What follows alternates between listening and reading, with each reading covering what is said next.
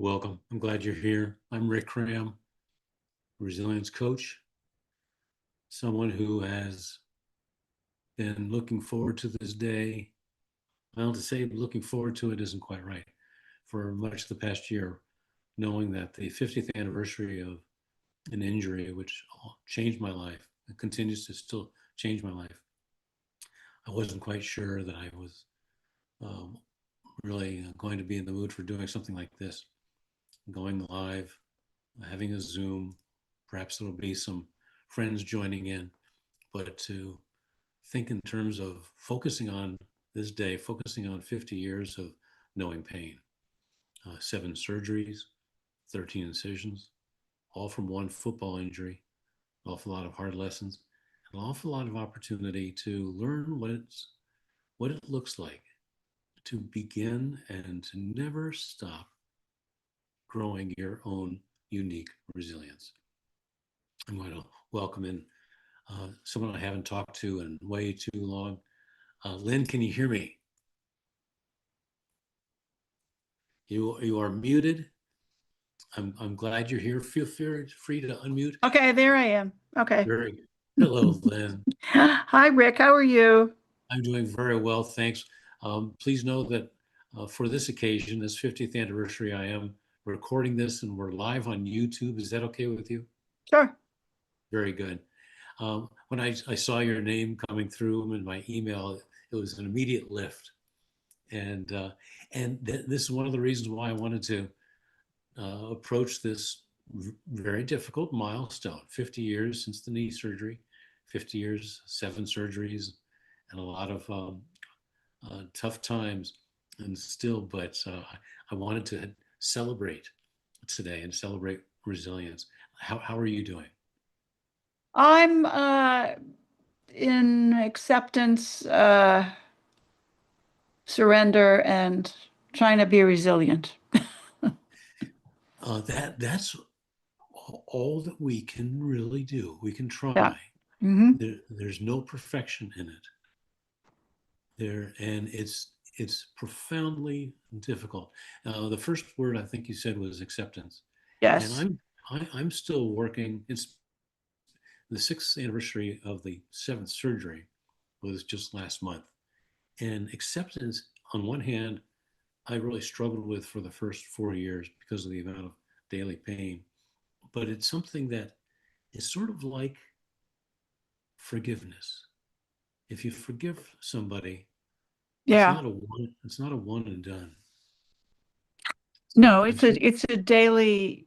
I mean, there's sometimes when, I just get so discouraged and how long do I have to live like this? And, I wouldn't be suicidal, but there's times when it's like, yeah, I got a lot to do before I go, but I could be ready to go at some point.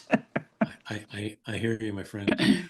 The thought, and for anyone who watches this, let me just say, if the thought of ending it all is crossing your mind, know 2 things. One, it's completely a human, normal response for the brain to think of all possible options when we're overwhelmed. Sure. That what to look out for, and this is something that I gained in my training to be a Stephen minister, a caregiver. It makes a difference though if someone has an idea, a plan for how they would do it, and the means to do it. That's when to, if anyone's watching this or does in the future, uh, if you have a plan or if you are even thinking in terms of you've got the means to do it, that's when you should get help. Please get help. If you're a caregiver and know someone like that, get help immediately, please. And But there's no. I know you have to say that, and I understand. Just so you know, in my own spiritual path, uh, I if I was at end of life, I might ask to, but other than that, no, because I believe that if you take quote unquote the easy way out, you have to come back again and, you know, relive the life you didn't live out and also pay back the people who you hurt by leaving in the first place. Yes, yes, right. The idea of, and I'm curious to know what your thoughts are if you have a certain approach when you have any kind of scary thought or any kind of thought that's overwhelming. Do you have a certain way that you approach responding to that thought? Well, I have a mantra and then I just sort of slap myself upside the head and say the mantra. Good, good. Feel free to share your mantra with you. One of mine is my best days are ahead of me. Sometimes I say it, don't completely believe it, but I say it anyway. Well, I have a spiritual teacher, and the mantra is Om Namah Shivaya, which means I bow to the absolute, Ah, which creates everything, maintains everything, destroys everything. It's everything you can see and everything you can't see. It is the great creator to whom we all need to bow, and yeah, eventually to whom we revert. So, yeah, yes, yeah, yes. yeah. I've heard of that, um, and and that's so important. The the journeys we are on include journeys in every dimension of life, um, the physical, the mental, the emotional, the spiritual, the social, and so forth. And just curious, you don't need to share any details. Please don't share any or feel any pressure to share more than you care to. But when did this particular challenge begin for you?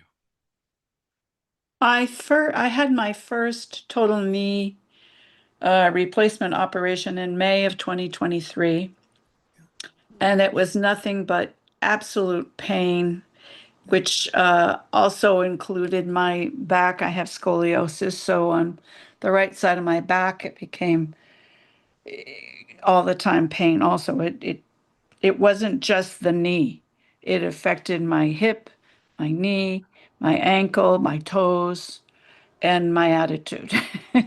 Yes, yes, And yes. then in April, just this past April 2025, I had a thicker spacer, which is the fake meniscus, was put in. And I had great hope. I was just so hopeful and thankful that this was going to be the magic fix. And it absolutely wasn't. It's still pain in the same places and my hip. I'm going to the Y pool for exercise 3 times a week. I have Mhm. PT twice a week. I see my chiropractor twice a week, and there's still lots and lots and lots of pain. Oh, I'm so sorry, Lynn. I'm so Yeah, sorry. I mean it wholeheartedly when I say that I'm a holder of hope for you. thank you. I we're in this together, and I'm a holder of hope for you for a number of reasons, including I believe in you, and I know, having had the seventh surgery, my seventh was the partial revision of the total knee replacement from 20 years before, and the doctors are still at a loss for truly understanding here 6 years out what's wrong, and I experienced over time, um, over 20 different pain sensations. Oh, And but I believe that we are to some extent we have a variety of sources of hope, but we you are a source of hope for yourself. I believe I'm a source of hope, and there's a can spiritual aspect of my life that I is a powerful, the more powerful source of hope for me. But the that those innate qualities to persevere, to look for, and to find ways of growing your own unique resilience. That we've got these innate qualities that give us reasons to hope. And may I ask, what are some of the different things the doctors are saying? um, I've been to see my knee surgeon several times, and basically it is what it is. He could have, we had discussed replacing the entire joint, Mhm. and he was a little reticent to do that because I'm 78. To take an existing knee joint out and put a new one in. Um, I have osteopenia and, borderline osteoporosis. So to take it out and totally replace it, it may have caused more problems. Yeah. Yeah. And had I insisted, he would have done it. But with the caveat that it could be worse, um, I said, no, it's okay. I Yeah. mean, and as it is now, I mean, I used to fight against the pain. And now it's just something I live with, and it's always there. And it's amazing how sometimes I'm not going to say forget about it, but it's just part of daily life. Yes. Yes. I understand. I understand. Just curious, are you able to see me? I can't. Do you see me?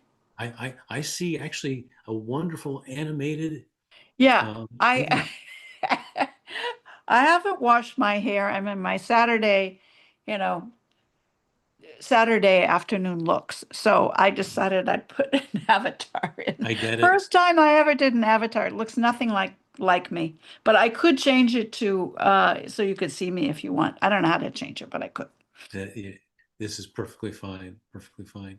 So you bring up some both powerful and very personal uh, things with me as well. It is daily, um, and you mentioned acceptance. Um, you mentioned the idea. I've seen different doctors. My orthopedic surgeon, I last saw him to talk about a knee fusion. Um, A knee and fusion, yeah, yeah. you Are would you then familiar? not be able to walk. Right, right, um, You'd have to use crutches right, or a motorized device or right. something. He said you'd still have the pain. Yeah. He uses the term dystrophy to describe what I'm dealing with, which means something's not working.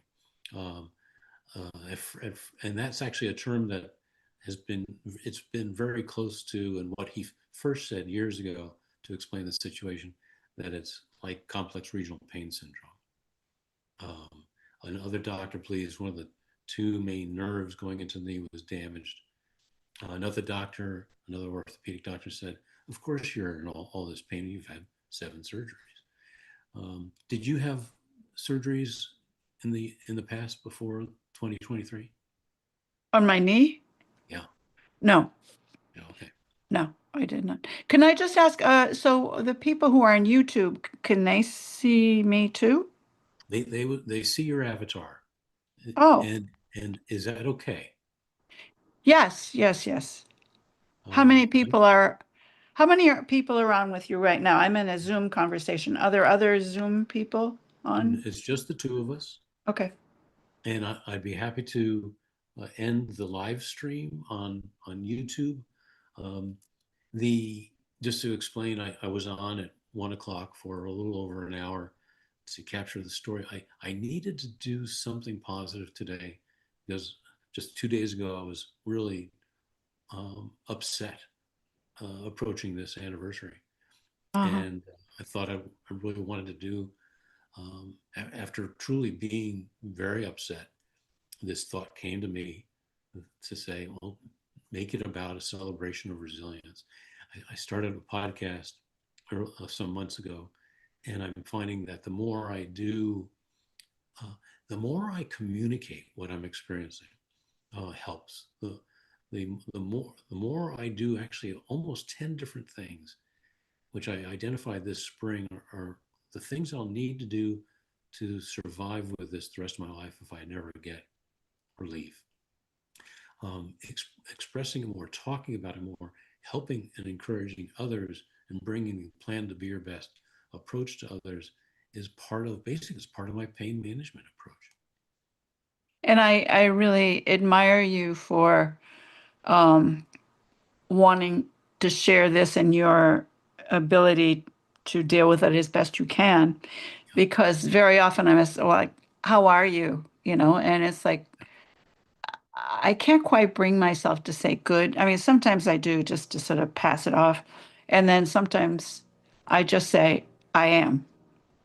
And I try to tell them, it's what God said to Moses. Who are you? I am that I am. I like that answer, Lynn, very, very much. I entertained the idea some months ago of saying that.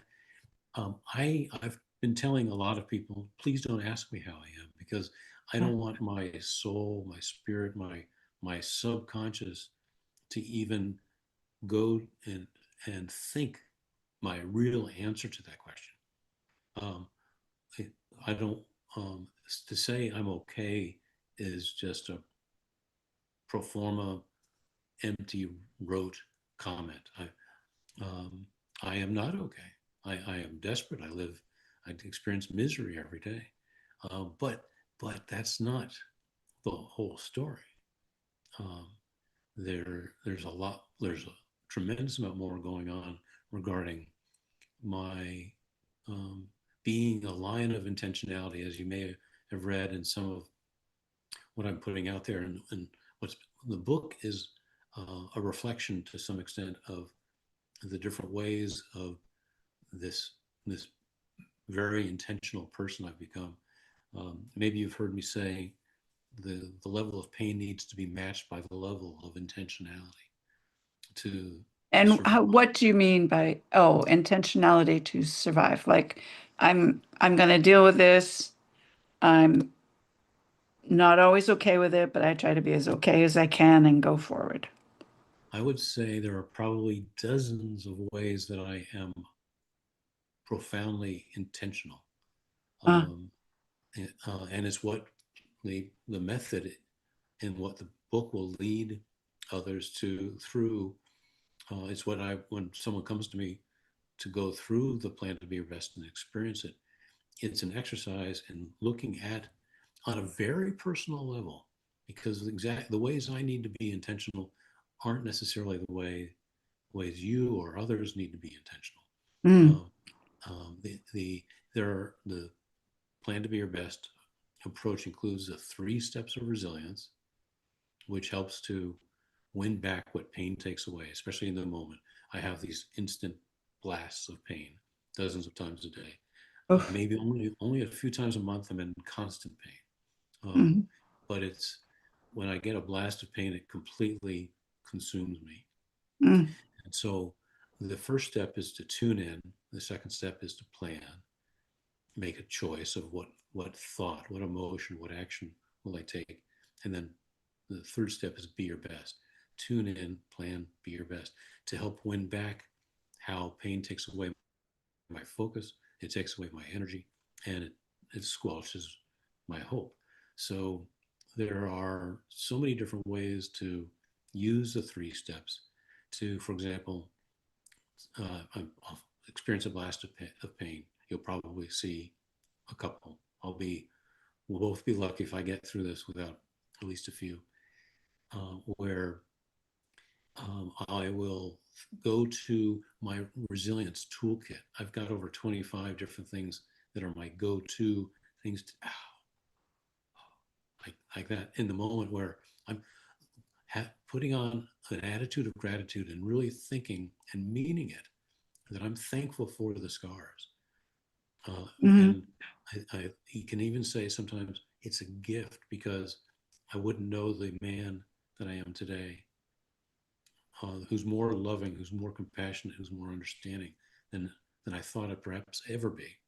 And so if I focus on things I'm thankful for, like that, or the air that I'm breathing, or the God who loves me, the the more I can focus on what I'm thankful for, then it completely lowers the cortisol, actually lessens the pain, and helps me go from any temptation to fight the pain to, if I'm fighting for anything, it's to go fight forward, to go with the flow. mm. And then there are, Acceptance kind of thing. Yeah.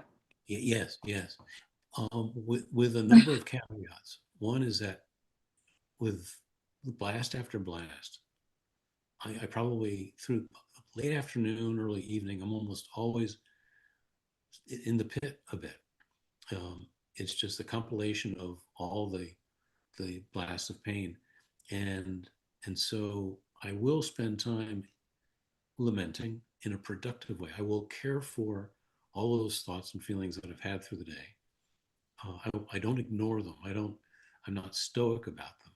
I believe the more I actually process them and care for them, the more I get new strength for my resilience for the next day of agony. Um, and then I'll say one more thing, and I'll share my screen with you and invite you to ask me anything you want to have to expand on this conversation. The other part of the approach are the 8 paths of intentionality. If the level of pain needs to be matched by the level of intentionality, just as you say, it raises questions about, all right, how to be intentional. The 8 paths are sources for each person discovering what kind of the different ways they need to be, what you need to be, what I need to be and do to be intentional. And then every time we go back to these paths, we gain more understanding, more wisdom, more things to put in our resilience toolkit. So I'll stop there, but and we can dive into any of these. I'm most of all, Lynn, I'm very curious to know how can I support you, encourage you, be here for you, even if it's just for however more minutes we are together or the next hour together. Well, I appreciate that you are someone that I can share with that because I've had a lot of pain. It sounds like you've had even more and for a longer time than I have. But as you know, and I've shared with you before, um, I couldn't live without God in my heart. And the particular spiritual discipline that I follow is of an Eastern tradition. And the reason I brought up that I say I am is it's a mantra that we all say all the time. We breathe in and we breathe out. And I'm exaggerating, but in or in or out, I forget which one, is hum Mm-hmm. sa. And in Hindi, it means I am that. And when you think about it, when you do your deep breathing exercises, it does relax you. Yes. And it also reminds you that I am that. And if you breathe the other way, that I am. And when our breath enters our body when we're born, that means we're alive. The, Exactly. the, the, the spirit of aliveness lives within us. Yes. Otherwise, we're just this empty vessel, kind of like an old car. So without that spiritual inhale, the thing that keeps us attached to life, we're a dead body that people can't wait to get rid of. Essentially. So for me, when I have pain, I will just take a deep breath. Mm-hmm. And that's why I love to say, I am that I am. And many people don't know what that means. They don't know that Moses asked God, "Who are you?" And he said, "I am Right. the great I am." And so for me, when I laugh to myself when I say to people, "I am," and they are stopped dead and like, "Oh, okay." And it's just the truest statement that I could make. And it makes me, instead of saying, "Oh, I have such pain all the time," it makes me almost chuckle inside because I am that I am. And I am with you 1000%. May I share a couple of thoughts with you? Sure. If I may, I hear a tremendous amount of resilience in you. Uh, to say that I am and to have all that purpose behind it. It's another way of saying how intentional you're being. Mm-hmm. I also do the same thing. I am very purposeful, very deliberate regarding my I am statements, my I am affirmations. And I'd love to share one with you that's relatively new. I'll come back to it in just a second to say that one of the reasons why this is so important to me is ever since when I first created Plan to Be Your Best, and even before that, I'm a trained caregiver, and people have come to me through the years, and they will say a number of things that represent how their sense of self and their sense of value has been profoundly shaken. Some even to the point of them saying, "I don't know who I am anymore, and I don't know what to do about it, and I don't have any sense of any value." Um, and major upsets in life, job loss, divorce, chronic pain, will shake our sense of self. So one of the places that Plan to Be Your Best begins is in doing some good work on this. So there was a time when I wasn't feeling loved, and I found myself making some I am statements. And I got to the point where I said, "I am love." And on one hand, sort of surprised myself and thought, is that really fair to say? But if I It is. read, It is. Definitely. yes, yes, because if I can love, um, love others, love God, love myself, then I possess love. And therefore, I am love. And I found saying it several times over, repeating it, that filled that void that I had. And I felt love.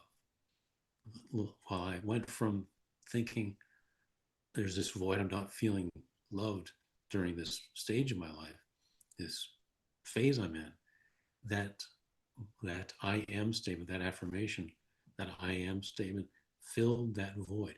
And I recently did the same thing with the word resilience.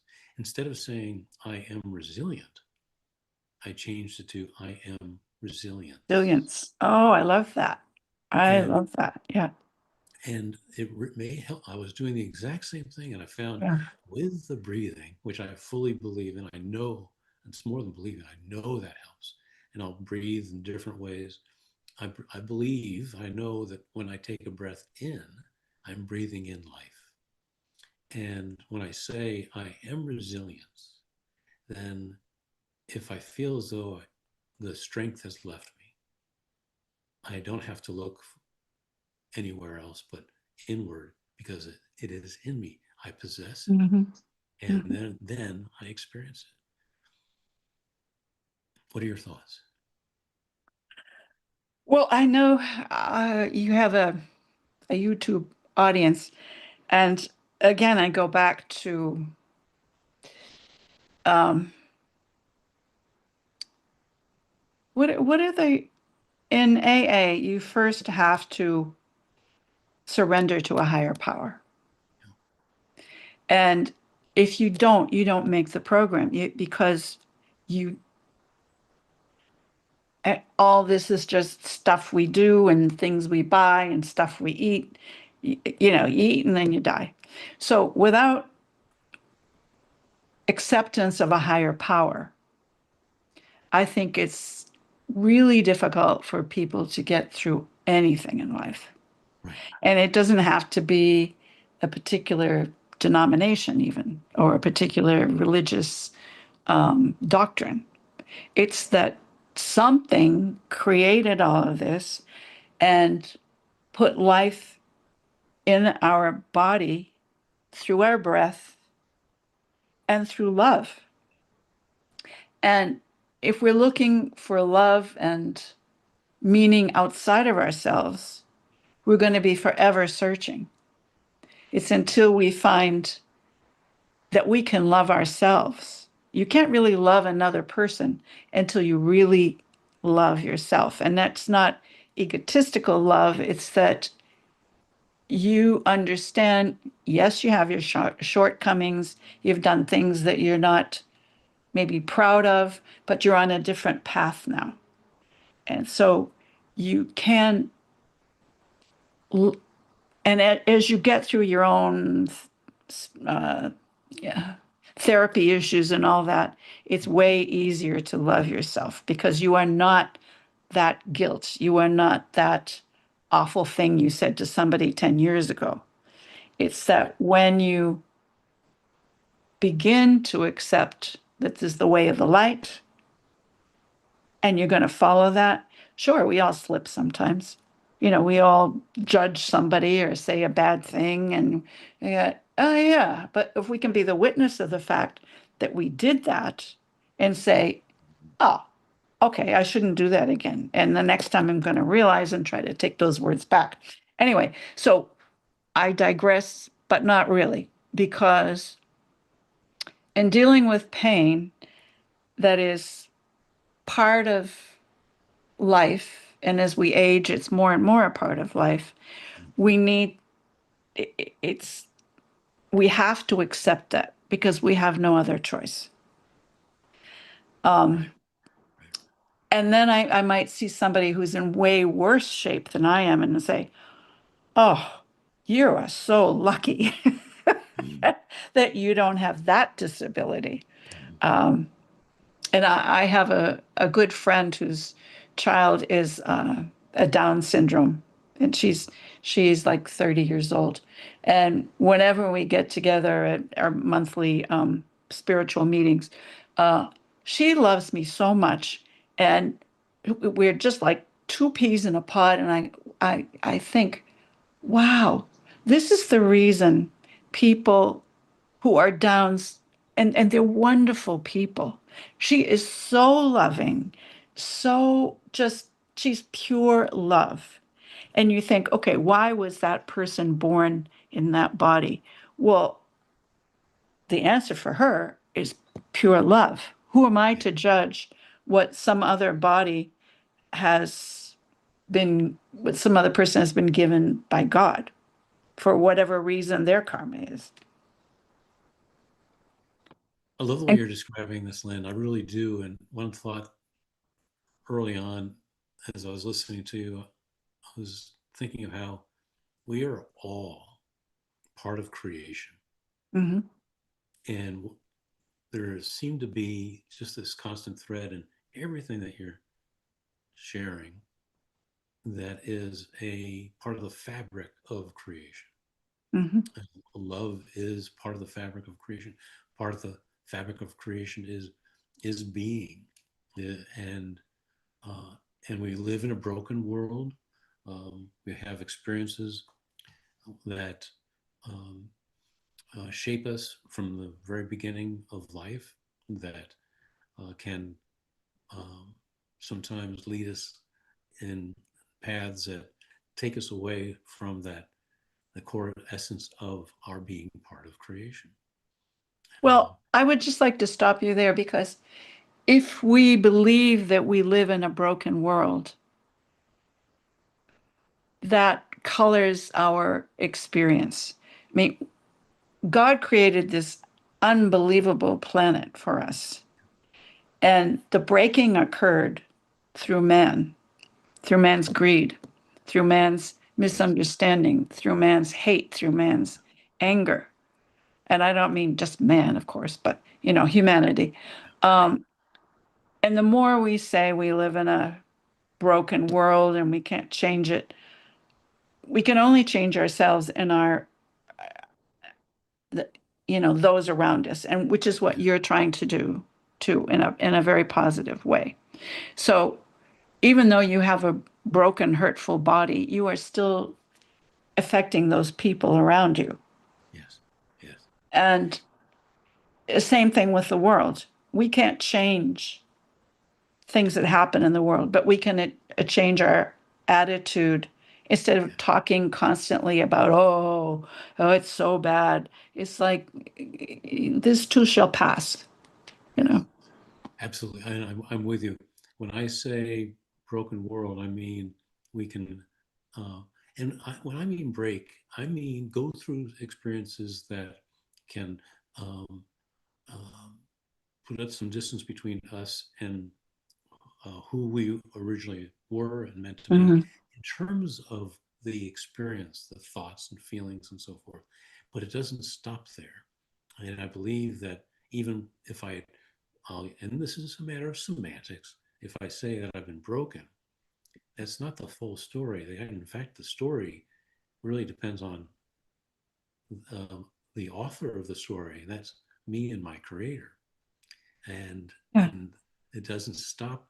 If I would say that I was broken with my knee broken, or there was a brokenness in the relationship, and there's so much pain from that, and let's say reactions and emotions and so forth. It doesn't end there because of of what love can do, of what we can do by seeking to grow through, use what we have experienced to help other people who are having, however they might describe it, Yes. you know, Yes. Yeah. and It's about helping other people too, right, through our right, own experience, as we have refined our own experience. yes, yes, And and for those people who are just at the beginning of dealing with the experience, it can sound like a whole lot of crap. right, right, But when it's a journey, it's a yes, journey, and it might not have the ending that we want, like everything changes around and is perfect again. But it's a journey through which we learn, we develop, we learn compassion. Big yeah. thing is we learn compassion. Um, but I have a question for you. The people who are on YouTube, do they get to ask you questions live? I can tell you that I believe no one is watching live on YouTube, Okay, okay. and So this is just you and me then. this is just you and me. Oh, And at any time I can stop YouTube so that our conversation can be in a completely private space. well, I'm And just going to say I do need to go soon, but okay, okay, I I always enjoy talking with you because you have uh, a lot of experience with pain. And I was interested in your earlier thing that through 1975, when you sustained a football injury. Was that right. to your knee? To the knee. It was less than just under 2 minutes to go at the very end of the game, the last game of the season, the last game of organized football in my senior year of high school that I was ever going to play. And I was um, tumbled over, tackled in a way where I was flipped over, my knee whiplashed into the ground. And Ooh. within the first 2.5 years, I needed the first three surgeries, then three more in my late 30s. And then, So what were the first three? Was it like meniscus or torn so the first, meniscus? And yeah, good question. And thank you for asking. The first surgery, they found that all the meniscus was torn. They didn't take it all out in that first surgery. There was a bone chip the size of a dime. After that surgery, my kneecap started tracking back and forth across the femur. And oh, because of the irritation, the mm, kneecap doubled in size. And oh, so surgery two was a kind of trick, so to speak. The doctor said he wanted to give it a try. I trusted him, and it backfired. This was after my freshman year in college. I failed every class that fall semester. Came back and had surgery number three that December, and needed to take the next semester off to heal from that. They had reshaped the kneecap back down to normal size. Brought They took out all the rest of the meniscus. They did some other work, so the knee at the age of 20 was fully arthritic at that point. oh. Well, they must And have put in a spacer, like a fake meniscus, right? they didn't, and this was when they were still doing operations in a very crude way compared to today. Uh-huh. Uh, the and I would say there are things that they didn't share with me that I believe they should have, such as that the more active I would live in the years that followed, the faster my path would be to the no, total knee replacement, which I got at the Oh, early age of 40. oh, I see. Yeah. Okay. So you've had So quite a history. it Well, is. Yeah. Yeah. So I am going to take my leave Yes, and say I really enjoyed talking with you. And I think, you probably help a lot of people who are on the journey through pain. that's what I'm here for. Yep. I encourage them. I'm I'm on a mission. As I may have said earlier, and I say it often, I'm not wasting the pain. I'm not wasting the what I've learned about resilience. I'm not wasting how much I understand. Uh, Even Mhm. as our own unique experiences are very unique, uh, because of what I've experienced. I'm um, everything from the experience, the journey, the training, even the communications and marketing expertise that I've had through the past set of decades contributes to the plan to be your best approach. So I'm on a mission, and that's part of my surviving this, Mm, um, including reminding people, which I'd like to remind you. I'd love for you to hear me say, because I believe it, especially look at when you say I am, when you look at all of what that means, all of who you hmm are, your best is greater than the pain. hmm True. Yep. I'm so glad that you joined me, Lynn, Oh, me too. Me too. and I am a holder of hope for you, and look forward to talking with you again. Okay. Thank you. All right. My best to you. Thank you so much. Likewise, you're the best.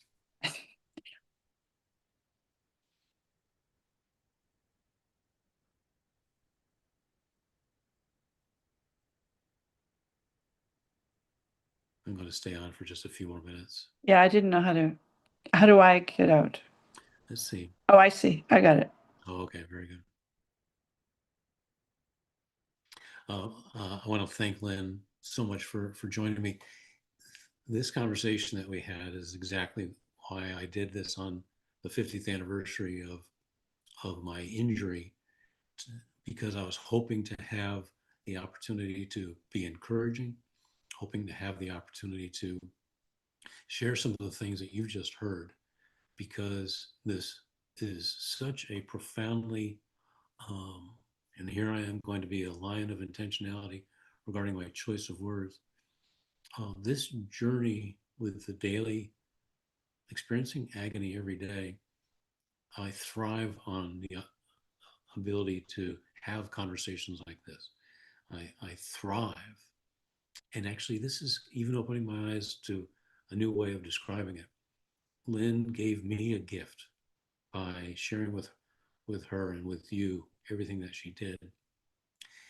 Part of the challenge of thinking through the ways to describe this daily pain is a layer of pain in and of itself. There was a time several years ago, maybe 2 years into realizing this challenge, this adversity that I'm facing, when I caught myself saying in desperation, feeling very low, that I said, with every breath, I'm fighting to survive and I'm fighting to thrive. At first, it actually scared me. And I hadn't had such a thought quite like that before. I didn't like thinking that I'm fighting to survive, but it's true. And I still am. Yet, as I just, thanks to Lynn and you giving me this chance to think this through and talk this through, being able to um, listen to her, understand her, encourage her, it was such a gift for my thriving. And as you can tell, I feel that thriving. Even though I'm in considerable pain here, I'm rising above it. I'm staying focused in a way, using the 3 steps of resilience in real time. I'm in pain, but I'm also in resilience. Lynn, you helped me um, articulate something that I really wanted to share regarding that affirmation with an I am statement that includes I am resilience. It's different than I am resilient. I am resilience. I possess resilience, and therefore I can give it to myself. I can extend it to others through compassion, empathy, through something called Plan to Be Your Best. So I can give it to others by modeling resilience. I can give it to others by instilling hope. Um, I can give it to others through conversation. I have found that resilience grows through conversation. The energy that I get and I have received because of the conversation with Lynne, and if I may, I believe I sensed that there was that energy that she got from it too. What happens when two people connect like we did in this conversation? There is energy that comes from it, energy for our resilience. That energy will end up waning. There will be blasts of pain that I'll have. She will move on into her evening and experience pain to the point where she might feel drained. And that's what resilience is all about in terms of bouncing back again and again from that. This has been on this very emotional day, on this anniversary of 50 years of pain, 50 years of resilience, a wonderful part of this celebration of my resilience and yours. I'm going to close unless someone else chimes in. I'm going to check just to see if anyone emailed me to say they've got the Zoom link. Uh, if you let me see if this dear friend is going to be joining me, because that my conversations with Tom are so rich. Let me just email him, just ask if he's going to be able to join me. And I haven't talked with him in a number of months. And let me just take a moment to see if he will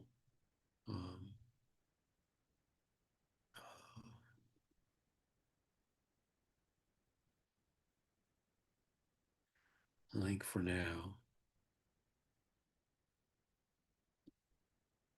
Thank you, Tom.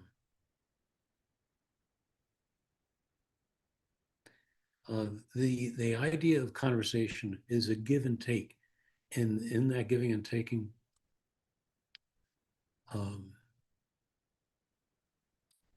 we share hope, we share understanding, and we share encouragement.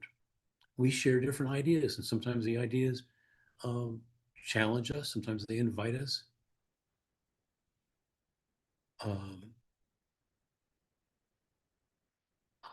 And I'll just let them know I'll be here for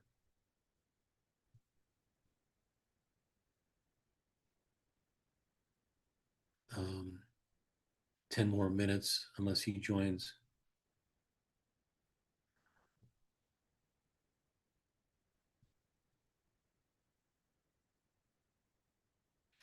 There's so much that comes out of a conversation, as we heard the idea of what Lynne was talking about. You could tell, you could hear the pain. You could hear in her words, in her tone, her suffering. And I use that word very deliberately, very intentionally, because she and I and those of us who live with, whether it's temporary physical pain, grieving, there are two different parts, very important parts of the word suffer to understand and appreciate. And even one part of it helps calm us down, helps us move forward, helps to stop the fight. This is Tom Kane joining me, dear family friend. And I'm glad that you're here, Tom. Can you hear me? I see you're still entering the Zoom, and audio is still connecting. The word, hello, Tom. Oh, wonderful. Hi, Tom. Great to see you. I see you. Can you hear me okay? I don't hear you yet. It looks like the audio is still trying to connect.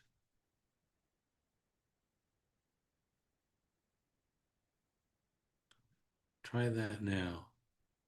Looks like the connection is there. And you're not muted.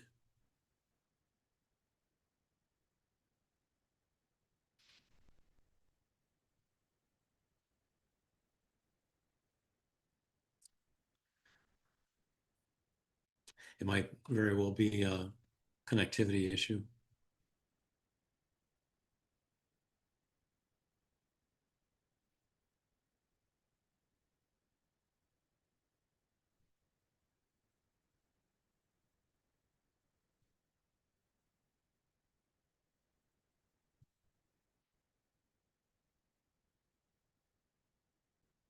I'll finish one thought as you connect, and as soon as I hear you, then you've got my undivided attention. We heard in Lynn's comments, you could hear the suffering, and there's two key important aspects of suffering. There's the adversity, there's the difficulty, the pain of it. But the word suffer also means to allow. And if we allow, then we're not fighting. We're able to save the energy from the fight for putting it into flow.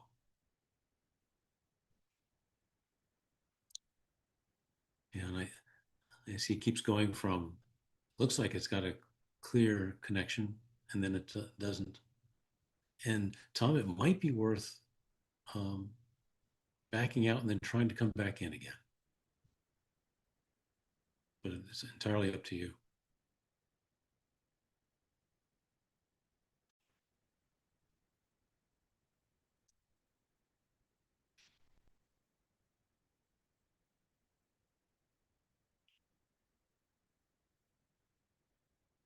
I was actually thinking of you the other day. I think of you often, good friend, and been curious to find out what the latest is in terms of the art show.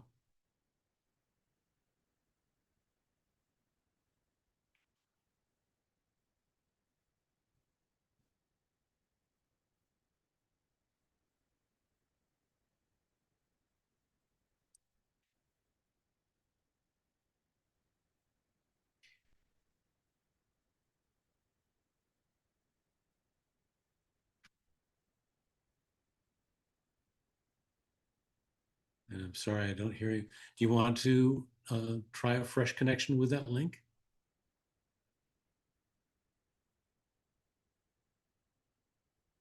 Are you able to hear me?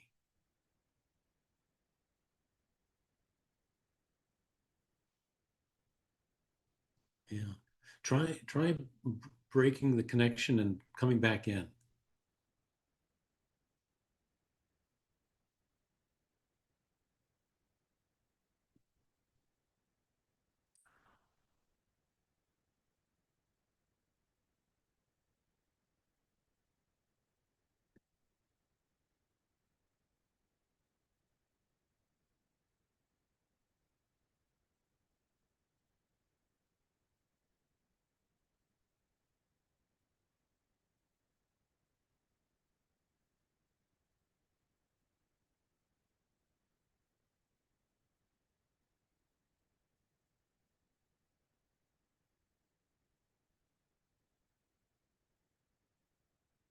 And for those of you who are watching on YouTube, let me just invite you.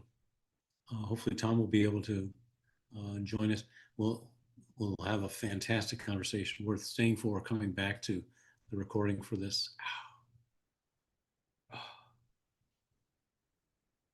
As I often say, pain might have had that moment, but I've got this one, and I've got you.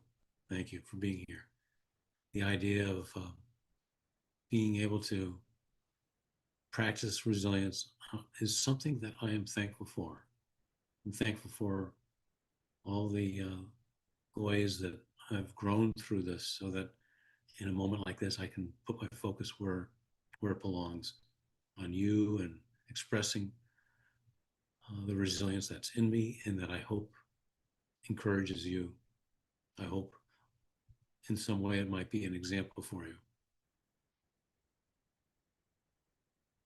And I'm going to check my email to see if Tom can come back in. Um, the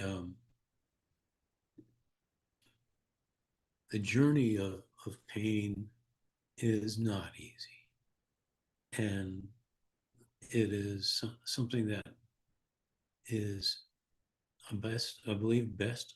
The journey of pain is not easy, and I believe it's best to approach conversations like this as if we're on a hallowed ground. There's something sacred about having an experience, not just because of the pain, but because of how deeply it affects each of us. There is um, the sacredness of the whole person experience. It's to be honored, respected. It's to be understood. It's to be a call for two people when they're in pain to come together and have a conversation, to talk in terms of keeping grace at the center of every word, every emotion that's being felt, because there are no words to describe the day to day, sometimes minute to minute, and experience of pain like this, to have a conversation about how do you survive this. One of the reasons why I do talk in those terms is because part of surviving for me is going through this in a way where I don't get angry like I was in my teens, going through those first three surgeries. I don't get angry because, or bitter,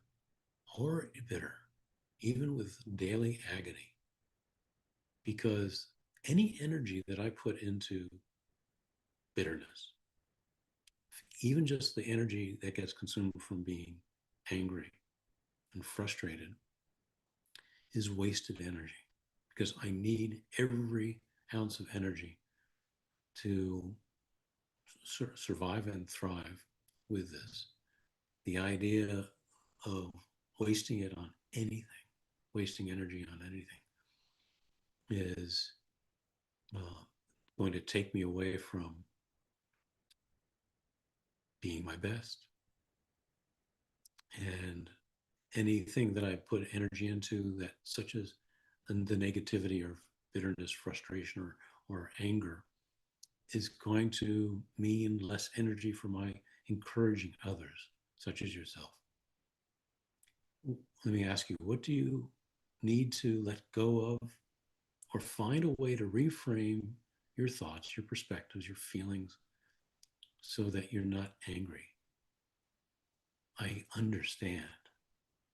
I know what the anger is like, where it's all consuming, and it contributes to how the journey of pain affects every other aspect of life, including your relationships, including your faith.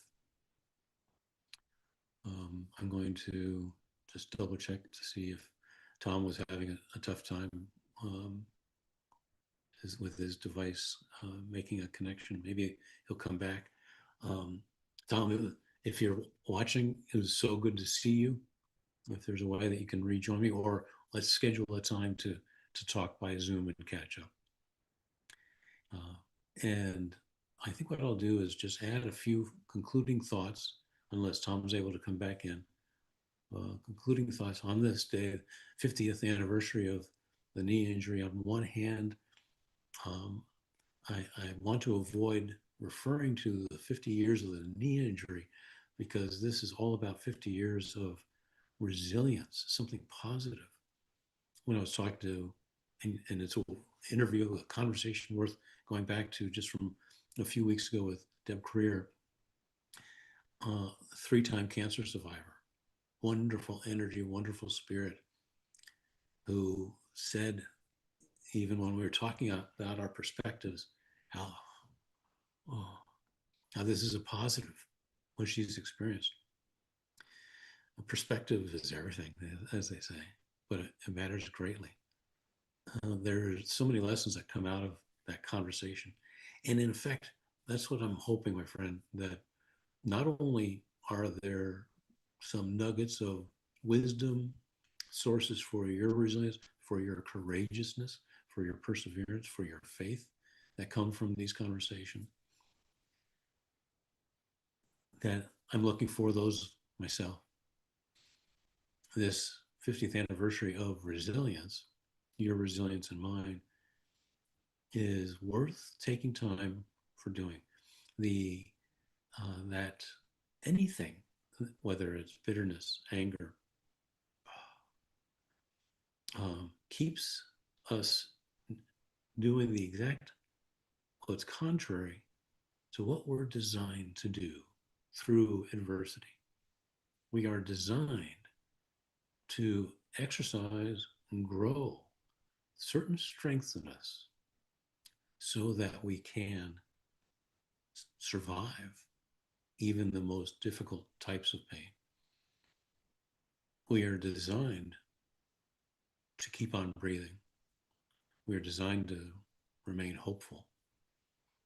We are designed to grow, including growing our minds and our thoughts, using neuroplasticity for our good and the good of others, and not staying stuck, not staying rooted in something as terribly challenging as immense physical pain.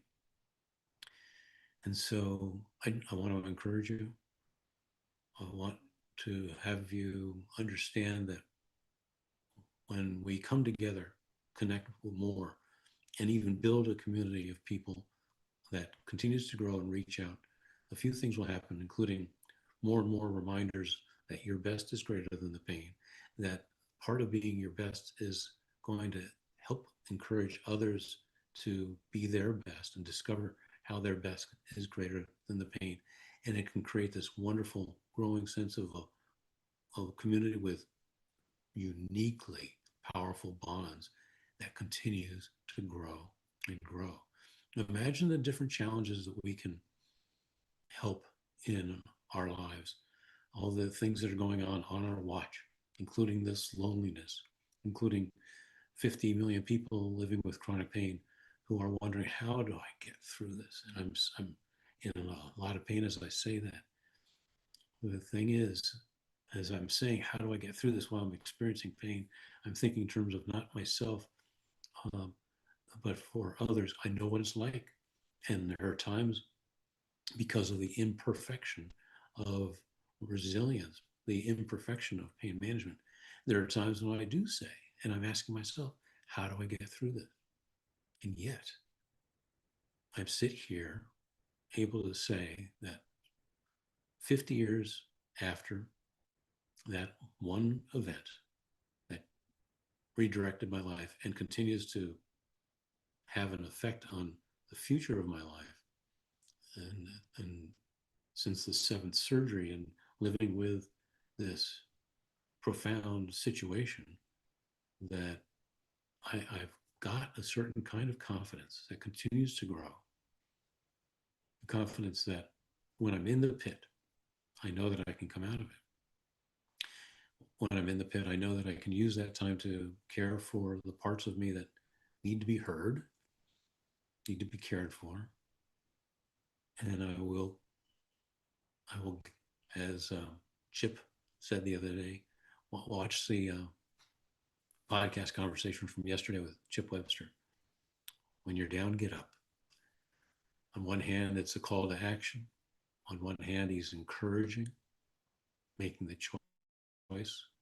And the more we work on very intentionally and very very much with the power of love, with the power of grace, and the power of knowing what resilience, not what resilience looks like, but what it looks like for you to